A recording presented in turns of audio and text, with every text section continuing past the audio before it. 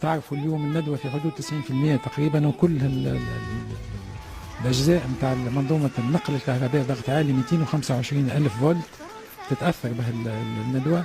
صار أموساج في المحطة تحويل الكهربائي ضغط عالي. فقدنا في المرحلة الأولى من العطب حدود تقريبا 870 ميجا وات.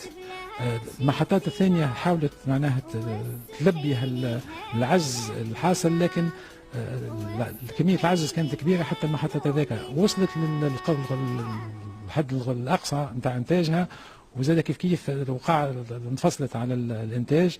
في نفس الوقت اللي صار الانسيدون احنا كنا خذينا معناها كمرحلة أولى انطلقنا في إعادة المنظومة الكهربائية انطلاقا من الشبكة الجزائرية اللي نحن شبكة واحدة، لأن محطاتنا واقفة. فأخذينا في مرحلة أولى أنه هذه هي الخطة اللي كانت موجودة